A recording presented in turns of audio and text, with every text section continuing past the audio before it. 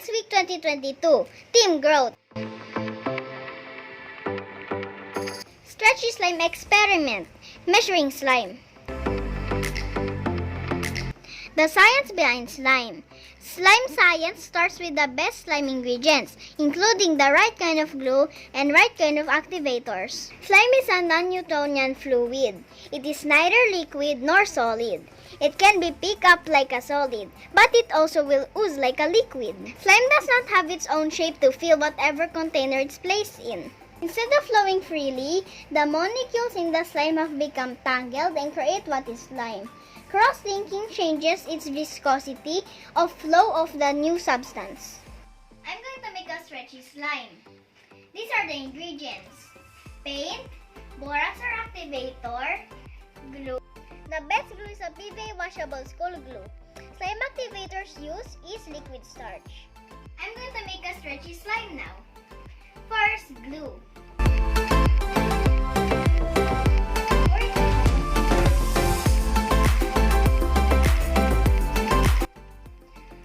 Add paint now.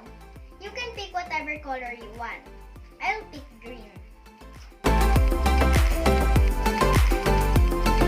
Add it to the slime.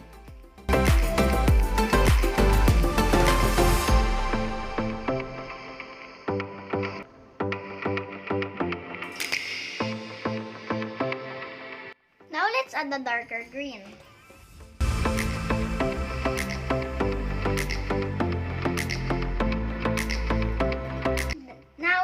We'll mix it.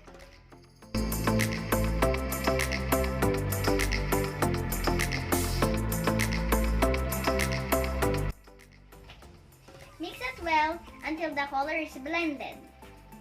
We will pour the activator now. Add it little by little. Cross-linking is what happens when the glue and activator are combined.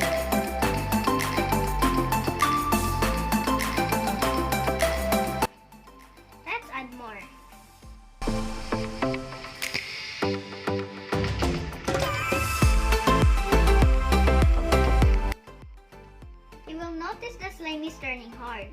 It will be harder to stir. It's becoming stretchier now. Chemical bonds are formed when mixed together. A chemical reaction occurs and slime is the new substance formed.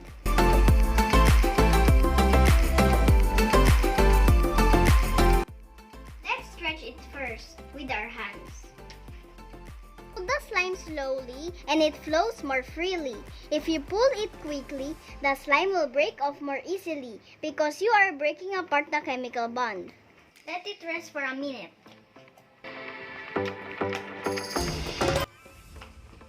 Remember to cover it with a lid so it won't dry. Let's see how long it can stretch.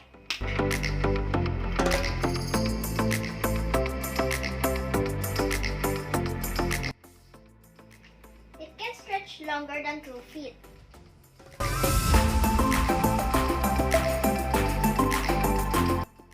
We have successfully made the stretchy slime that can stretch more than 2 feet.